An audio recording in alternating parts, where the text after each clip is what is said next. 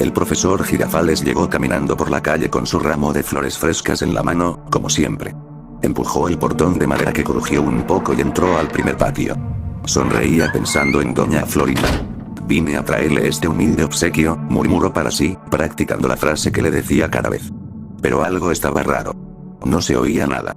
Ni el chavo gritando sas, sas, sas cuando jugaban, ni don Ramón peleando con los niños, ni la Chilindrina riéndose. El barril del patio central estaba vacío. El profesor frunció el ceño y llamó en voz alta. Buenas tardes. ¿Hay alguien? Doña Florinda. Chavo. Don Ramón. Solo el eco le contestó. El viento movía un poco las macetas y nada más. El profesor sintió un cosquilleo extraño en la espalda. Tal vez están todos ocupados, se dijo. Pero la vecindad nunca estaba tan callada. Decidió investigar. Primero subió las escaleras del patio hacia el departamento 23, donde vivía Jaimito el cartero. La puerta estaba entreabierta. El profesor la empujó con cuidado. Jaimito, ¿está usted? Prefiere evitar la fatiga, lo sé, pero... El olor a sangre lo golpeó como un puñetazo. Jaimito estaba tirado en el piso, boca arriba. Tenía varias puñaladas profundas en el pecho y el estómago, tan fuertes que se le veían las costillas en algunos lugares. La cara la tenía destrozada a golpes. Un ojo reventado y la nariz rota. Su bolso de cartero estaba tirado a un lado, todo manchado de rojo. El profesor retrocedió, tapándose la boca. Las manos todavía limpias le temblaban. Dios mío. Susurró. ¿Qué pasó aquí? Bajó corriendo y fue al departamento 71. Doña Clotilde siempre estaba ahí con su vestido azul. Golpeó y, como nadie contestó, entró. El cuerpo de la señora estaba en la sala, cerca de la puerta. Le habían dado tantos golpes en la cabeza que el cráneo se veía hundido. Tenía cuchilladas en el cuello y el pecho, y la sangre había salpicado hasta la pared. Satanás, su perro, yacía muerto a su lado con el cuello torcido de forma horrible. El profesor sintió que el estómago se le revolvía. Pobre doña Clotilde.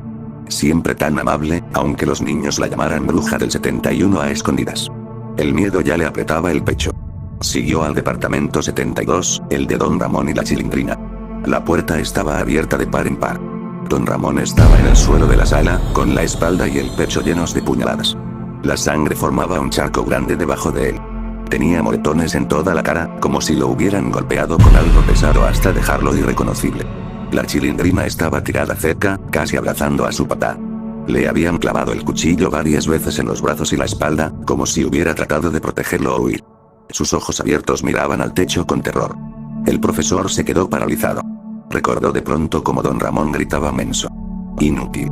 Cuando los niños lo sacaban de quicio, y cómo la Chilindrina y el chavo molestaban a Kiko diciéndole cachetes de marrana flaca. Ahora todo eso estaba callado para siempre. Las manos del profesor seguían limpias, pero sentía que el olor a sangre se le pegaba a la ropa. Esto no puede ser. Murmuró. El responsable ya no debe estar aquí. Tiene que haberse ido. Caminó hacia el otro patio, casi corriendo. En el departamento 8 encontró al chavo. El muchacho estaba en el suelo, el cuerpo rígido como cuando le daba la garrotera del susto. Pero esta vez no había agua que lo reviviera. Tenía golpes fuertes en la cabeza y varias puñaladas en el estómago. La sangre aún estaba fresca. El profesor ya no podía pensar con claridad. Siguió hasta el departamento 14, el de doña Florinda y Kiko. La puerta estaba cerrada. Antes de tocarla, miró hacia la fuente del segundo patio. Ahí estaban el señor Barriga y su hijo Ñoño. Parecían haber venido de visita ese día. El señor Barriga, siempre tan amable menos cuando cobraba la renta, tenía el maletín abierto y el cuerpo lleno de cuchilladas en el abdomen y el cuello. Ñoño estaba a su lado, más pequeño, con la cara destrozada a golpes y cortes profundos en la garganta. La sangre corría hasta el borde de la fuente. Todos muertos. De formas horribles. Golpes, puñaladas, sangre por todas partes. El profesor sentía las piernas flojas. ¿Quién podía haber hecho algo tan cruel? La vecindad, con sus problemas diarios de renta atrasada, cachetadas y juegos tontos, ahora era un lugar de muerte. De pronto, un grito cortó el silencio. Un grito de mujer, lleno de dolor y terror, que venía del departamento 14. No, por favor. Era la voz de doña Florinda. El profesor se quedó helado un segundo. Luego corrió lo más rápido que sus piernas le permitían.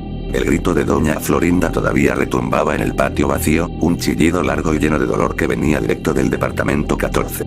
Tropezó con una maceta rota y casi se cae, pero no se detuvo. El ramo de flores que había traído estaba tirado atrás, olvidado entre los charcos de sangre. Empujó la puerta con el hombro y entró. El olor era peor aquí dentro. Sangre fresca, caliente, mezclada con el perfume barato que doña Florinda siempre usaba. Y ahí estaba ella, tirada en el piso de la sala, cerca de la mesa donde tantas veces habían platicado. Pero no estaba sola. Sobre ella había una criatura horrible, algo que no parecía de este mundo. Era alto, encorvado, con la ropa hecha jirones y manchada de rojo oscuro. Su cara era una masa deformada, como si la piel se hubiera estirado y roto, con los ojos hundidos y brillantes de furia.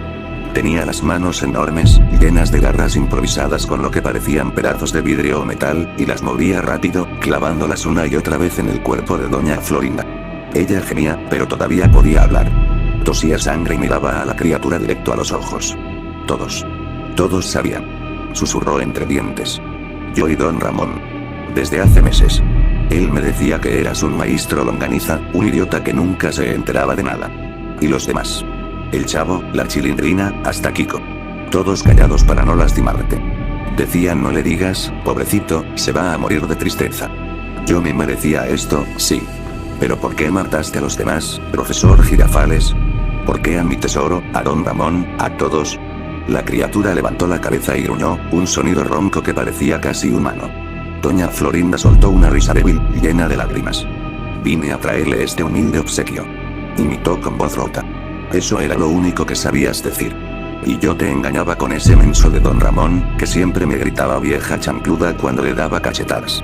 Todos lo sabían. Hasta la bruja del 71 y Jaimito. Nadie te lo dijo. Nadie. La criatura clavó una vez más. Doña Florinda dio un último suspiro, los ojos abiertos de terror, y se quedó quieta. La sangre corría por el piso de mosaico, formando un charco que llegaba hasta los zapatos del profesor.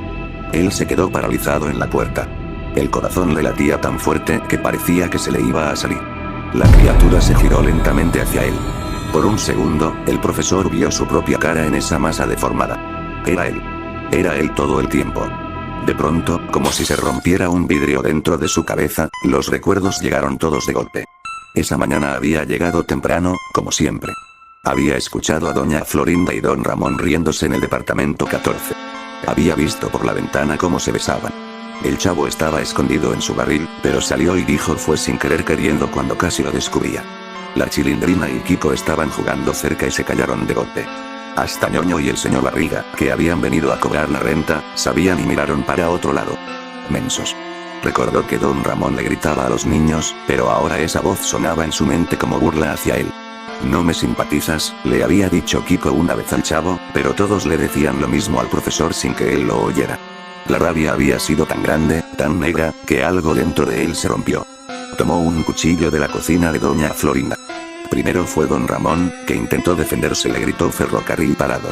Como si fuera una broma de siempre. Luego la chilindrina, que corrió a proteger a su papá.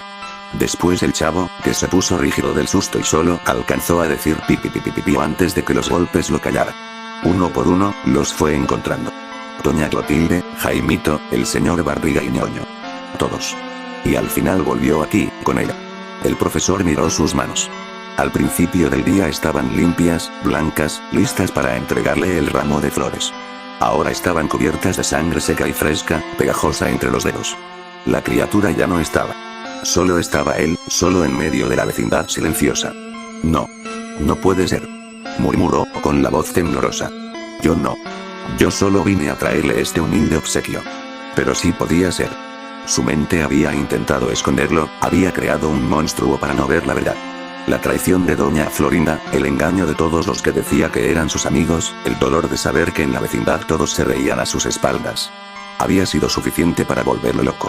Se dejó caer de rodillas junto al cuerpo de doña Florinda. El sol de la tarde entraba por la ventana y pintaba todo de un naranja triste. Afuera, el portón de madera crujió con el viento, pero nadie iba a entrar.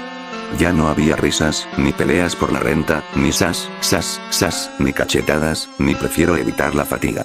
Solo silencio y sangre. El profesor Girafales se miró las manos otra vez y lloró. Había destruido lo único que tenía. Por un secreto que tal vez, en el fondo, siempre había sospechado. La vecindad estaba muerta. Y él, con sus manos rojas, era el único que quedaba vivo para recordarlo.